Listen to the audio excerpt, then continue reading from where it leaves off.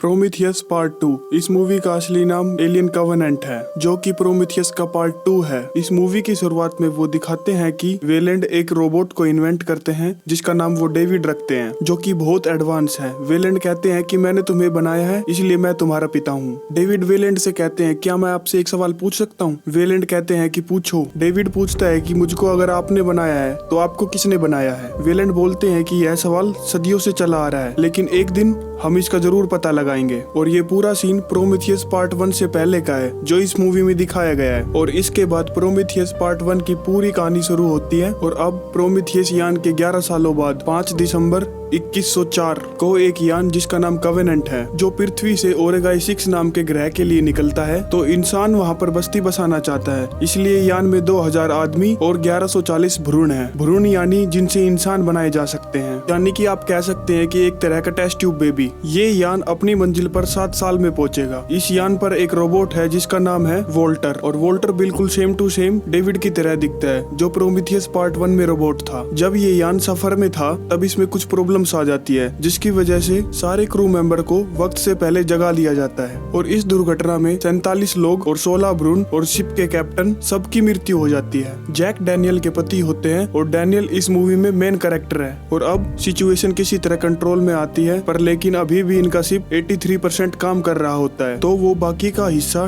ठीक करके अपनी मंजिल तक आराम से पहुंच सकते हैं। और अब वो आगे बढ़ ही रहे होते हैं कि उनको पास ही के एक ग्रह से सिग्नल मिलता है। जब वो उस ग्रह की डिटेल्स निकालते हैं तब उनको पता चलता है कि वह ग्रह बहुत पुराना है और उस ग्रह में जीवन पनपने के बहुत अच्छे चांसेस है। जिस ग्रह पर वो जा रहे हैं ओरिगेमी 6, उस ग्रह से इस ग्रह के हालात ज्यादा अच्छे हैं, और इस ग्रह पर जाने में उनको कुछ ही हफ्ते लगेंगे। और जिस ग्रह पर वो जा रहे हैं ओरिगेमी 6, उस पर पहुंचने में इनको फिर से वही 7 साल लगेंगे, जिस वजह से इनको स्लीपिंग चैम्बर्स में जाना पड़ेगा। और यहाँ पर ऐसा कोई भी नहीं है जो वापस से उन स्लीपिंग चैम्बर्स में जाना चाहता है, जिसकी वजह से 47 लोगों की मृत्यु हो गई थी। और कैप्टन कहता है कि हमें ओरेगाई 6 पर ना जाकर इसी ग्रह पर जाना चाहिए। हालांकि डैनियल कैप्टन को समझाती है कि हमको उस नए ग्रह पर ना जाकर अपने पुराने ग्रह पर ही जाना चाहिए, क्योंकि हमको उसी ग्रह की ट्रेनिंग मिली है। और अचानक से ना जाने ये ग्रह कहाँ से आ गया है। हम लोगों ने ओरेगाई 6 को बहुत सालों तक ढूंढा है, तब जाकर हमको ओरेगाई 6 मिला है, पर यह ग्रह ना जाने हमारी आंखों से कैसे छिप गया था। हम लोगों को इस ग्रह पर नहीं जाना चाहिए। और कैप्टन डैनियल की बात नहीं मानते और वो फैसला करते हैं कि हम लोग इसी ग्रह पर जाएंगे। अब उस ग्रह के पास पहुंच जाने के बाद क्रू एक छोटे यान में ग्रह पर उतर जाते हैं, और सबसे पहले वो चेक करते हैं कि हम लोगों को सिग्नल कहाँ से मिल रहा था। ये लोग उस सिग्नल के ज्यादा नजदीक नहीं उतरते, क्योंकि वहाँ पर उतरने की इतनी जगह नहीं थी, इसीलिए ये वहाँ से 8 किलोमीटर दूर उतरते हैं। और एक लेडी यान में ही रुक जाती है, और यहाँ से इन लोगों को अपना सफर पैदल ही तय करना पड़ता है। अब जब पूरी टीम आगे बढ़ रही होती है तब 2 लोग वहीं पर रुक जाते हैं, क्योंकि उन लोगों को मिट्टी के सैंपल्स लेने होते हैं। अब पूरा क्रू आगे बढ़ जाता है। जो 2 लोग वहीं पर रुके थे उनमें से एक का पैर किसी अंडे जैसी चीज पर पड़ जाता है, जिसमें से कुछ सूक्ष्म जीव निकल के उनके शरीर के अंदर एंटर कर जाते हैं। वहीं दूसरी ओर पूरी टीम आगे की तरफ बढ़ रही होती है। तभी उनको रास्ते में एक एलियन शिप दिखता है, और यह वही शिप होता है जिसके अंदर डॉक्टर शो और डेविड उस ग्रह से निकल गए थे, पर वो क्रैश होकर गिरा होता है। वहीं पर उनकी टीम को एक अंडे जैसी चीज दिखती है, और जब एक आदमी उसको छूता है तब उसके अंदर से वही सूक्ष्म जीव निकलते हैं, जो उसके नाक के जरिए उसके शरीर के अंदर एंटर कर जाते हैं। इसके बाद वो सभी शिप के अंदर एंटर कर जाते हैं। वहीं पर उनको एक लॉकेट मिलता है जिस पर लिखा होता है डॉक्टर ई शॉन। तभी वोल्टर बोलता है, जो कि एक रोबोट है, डॉक्टर एलिजाबेथ शॉन, इनका शिप 10 साल पहले क्रैश हो गया था। और इसके बाद ये सभी एक कक्ष में पहुंच जाते हैं जहां से ये पूरा शिप ऑपरेट होता है। और जब ये एक बटन को टच करते हैं, वहाँ पर एक होलोग्राफिक इमेज जैसा कुछ एक्टिवेट हो जाता है, जिसमें हम देखते हैं कि डॉक्टर शॉन एक चेयर पर बैठी हुई है, जो कि इस जहाज का कॉकपिट है, यानी कि जहाँ से यह पूरा जहाज नियंत्रित किया जा सकता है। और दूसरी तरफ हम देखते हैं कि जो लोग मिट्टी का सैंपल लेने के लिए रुक गए थे, जिसके शरीर के अंदर सूक्ष्म जीव एंटर कर गए थे, उसकी तबीयत खराब होने लगती है। और वो ये बात बाकी के लोगों को बताती है जो एलियन शिप में है, और कहती है कि हम लोग अपने शिप पर वापस जा रहे हैं। और ये लोग शिप की तरफ निकल पड़ते हैं, पर शिप की तरफ पहुंचते पहुंचते इनकी तबीयत बहुत ज्यादा खराब हो जाती है। अब जब ये शिप पर पहुंच जाते हैं, उनकी टीम की एक मेंबर पहले से वहीं पर मौजूद होती है, और वो उसको मेडिकल एग्जामिन के लिए उस मशीन पर लेटाती है, और वहाँ पर देखती है कि उसकी पीठ फट रही है, और जल्दी से बाहर आ जाती है और चैम्बर को लॉक कर देती है। और बाकी की टीम को बताती है है कि तुम लोग यहाँ पर जल्दी से वापस आ जाओ। और अब उसकी तबीयत बहुत ज्यादा खराब हो जाती है। जिसके बाद जो लड़की उसके साथ अंदर थी वो उस दूसरी लड़की से कहती है जिसने चैम्बर को लॉक किया था कि मुझे बाहर निकालो, पर वह लड़की उसकी एक भी बात नहीं सुनती और कहती है कि इन्फेक्शन फैल जाएगा।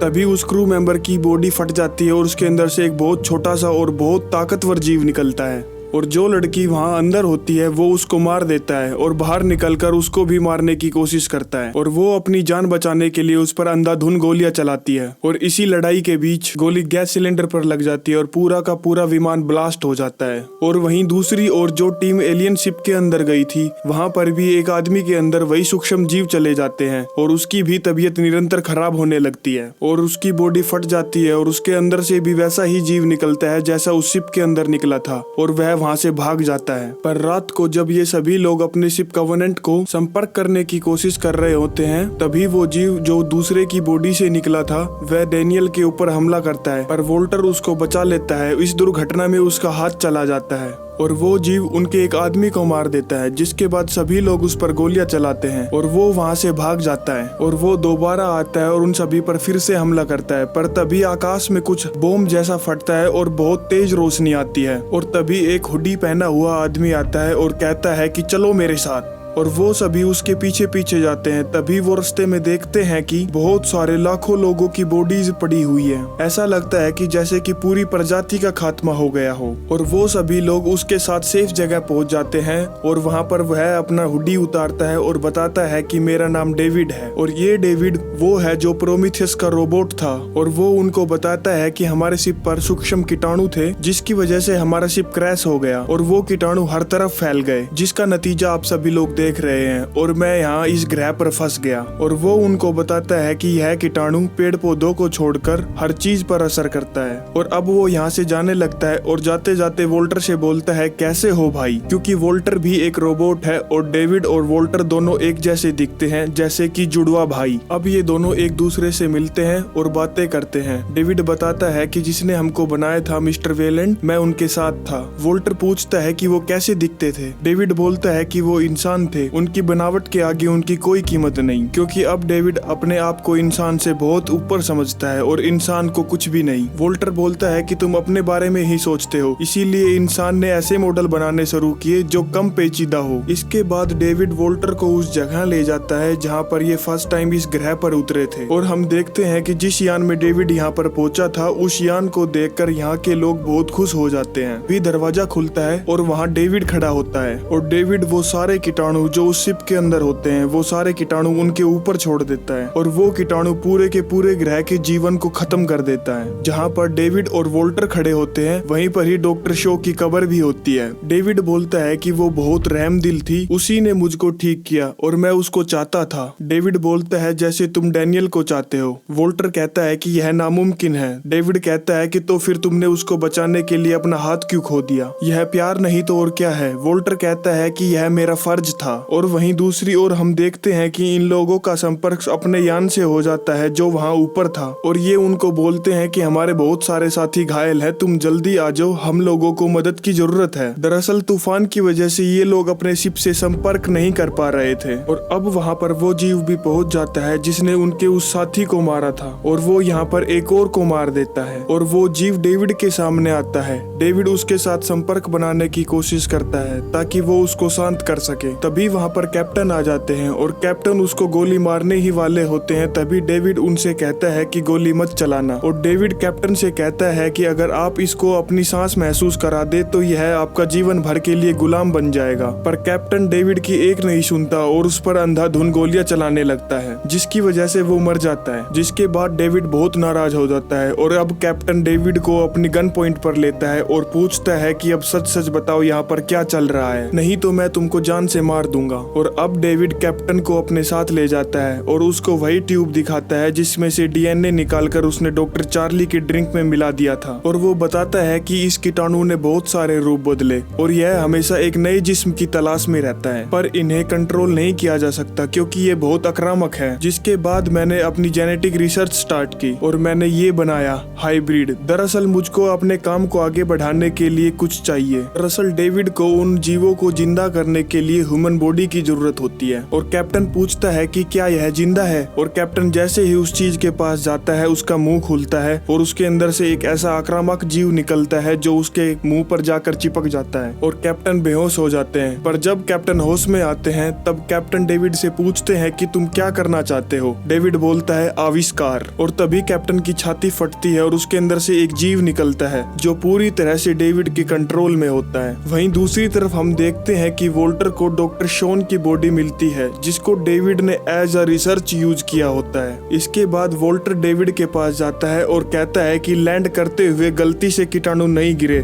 बल्कि तुमने जानबूझकर इस प्रजाति का विनाश किया। डेविड कहता है कि मैं गुलामी करने के लिए नहीं बना, क्योंकि इंसान धीरे धीरे खत्म हो रहे हैं और वो अपने आप को दोबारा पनपना चाहते हैं और वो इसके हकदार नहीं है और मैं ऐसा होने भी नहीं दूंगा। दरअसल डेविड इंसानों का खात्मा करना चाहता है और वह अपने बनाए हुए जीवों को फैलाना चाहता है। वोल्टर कहता है कि तुम इस ग्रह से निकलकर इन जीवों को फैलाना चाहते हो, इसीलिए तुमने यहाँ से एक सिग्नल ट्रांसमिट किया था, पर मैं तुमको यहाँ से निकलने नहीं दूंगा। और डेविड धोखे से उसका स्विच ऑफ कर देता है और अभी तक सबको समझ में आ गया होता है कि यह जगह खतरनाक है और वो डिसाइड करते हैं कि हम अगली 15 मिनट में यहाँ से निकल जाएंगे। ऊपर अंतरिक्ष में जो एक बड़ा शिप होता है उसमें से कुछ लोग एक छोटा शिप लेकर इन लोगों के पास पहुंचने की कोशिश करते हैं और हम देखते हैं कि दो लोग कैप्टन को ढूंढने की कोशिश करते हैं। जब वो कैप्टन को ढूंढने की कोशिश कर रहे होते हैं वो जीव जिसने कैप्टन के ऊपर हमला किया था वो एक पर हमला कर देता है और दूसरा वहाँ से भाग जाता है। और अब तक डैनियल को भी पता चल चुका होता है कि डॉक्टर शॉ को डेविड ने मारा था और डेविड वहाँ पर आ जाता है और डैनियल को मारने लगता है और तभी वोल्टर भी वहाँ पर आ जाता है। वो डैनियल को बचा लेता है और डेविड वोल्टर से पूछता है कि तुम वहाँ से बचकर कैसे आ गए, और वोल्टर बताता है कि तुम्हारे बाद के मॉडल में कुछ सुधार किए गए थे।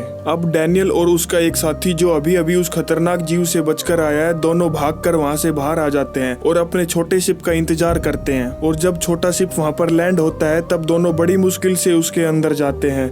तब तक वोल्टर भी वहाँ पर आ जाता है और वो तीनों उस पर सवार हो जाते हैं और डैनियल वोल्टर से पूछती है कि डेविड कहाँ है, और वोल्टर कहता है कि वो अब नहीं रहा। और तभी वो जीव जिसको डेविड ने बनाया था वो उनके शिप पर चढ़ जाता है और अब डैनियल उसको मारने के लिए बाहर जाती है, पर उसको मारना इतना आसान नहीं है, इसीलिए वो उसको शिप के थ्रस्टर के अंदर डाल देती है, जिसके बाद वो मर जाता है। और उसके बाद ये सभी अपने मेन शिप में पहुंच जाते हैं जो ऊपर अंतरिक्ष में था। और अगले ही दिन हम देखते हैं कि उनके एक साथी की मृत्यु हो जाती है और उसके शरीर में से वैसा ही एक जीव निकलता है जैसा उस ग्रह पर कैप्टन के शरीर में से निकला था। और अब वो उनके शिप में है और अब पूरे शिप पर 4 लोग मौजूद है, क्योंकि बाकी का सारा क्रू स्लीपिंग चैम्बर्स के अंदर सो रहा होता है, जिनमें से वो जीव 2 लोगों को मार देता है। और डैनियल उसके लिए एक ट्रैप बनाती है जिसके अंदर वह उसको अपने पीछे दौड़ाती है और वो उसको एक ट्रक के अंदर फंसाकर उस शिप से नीचे फेंक देती है, पर वो किसी तरह से बच जाता है और वापस शिप के अंदर आ जाता है। और तभी डैनियल देखती है कि उसकी तरफ एक लुढ़कता हुआ ट्रक आ रहा है जिसके आगे नुकीले नुकीले पंजे निकले हुए होते हैं और दूसरी तरफ से वो जीव डैनियल को मारने के लिए आ रहा होता है। नीचे एक जगह होती है जहाँ पर डैनियल कूद जाती है और वो ट्रक जिसके नुकीले पंजे निकले हुए होते हैं वो एलियन उसके साथ टकराता है, जिससे कि वो पंजे उस एलियन के शरीर में घुस जाते हैं और वो ट्रक के साथ शिप से नीचे गिर जाता है। इसके बाद हम देखते हैं कि डैनियल अपने साथी को स्लीपिंग चैम्बर्स के अंदर सुला देती है और वोल्टर डॉक्टर डैनियल को सुलाने की प्रक्रिया शुरू कर रहा होता है, क्योंकि इन लोगों को आगे जाना है ओरेगाई 6 पर, जिसका सफर अभी भी 7 साल का बचा हुआ है। और अब जैसे ही डैनियल स्लीपिंग चैम्बर के अंदर जाती है वोल्टर उसको बाहर से बंद कर देता है और बेहोश होने से पहले ही डैनियल को पता चल जाता है कि ये वोल्टर नहीं डेविड है, जो कि वोल्टर बना हुआ था। और वो बाहर निकलने की बहुत कोशिश करती है पर वो स्लीपिंग चैम्बर के असर से गहरी नींद में चली जाती है। इसके बाद हम देखते हैं कि डेविड उन खतरनाक जीवों के 2 DNA अपने पेट के अंदर छिपा कर ले आया था और वो एक एक करके उनको अपने मुंह से बाहर निकालता है और उनको एक सुरक्षित जगह पर रख देता है ताकि वह ओरेगाई 6 पर जाकर अपने बनाए हुए जीवों को फैला सके। अब अंत में डेविड वोल्टर बनकर अर्थ पर मैसेज भेजता है कि डैनियल और डेनिसे के अलावा पूरा का पूरा क्रू हादसे का शिकार हो गया है और बताता है कि कॉलोनी के सारे लोग सुरक्षित हैं और अब हम ओरेगाई 6 की ओर बढ़ रहे हैं। और इसी के साथ मूवी खत्म हो जाती है। मिलते हैं नेक्स्ट वीडियो में। धन्यवाद।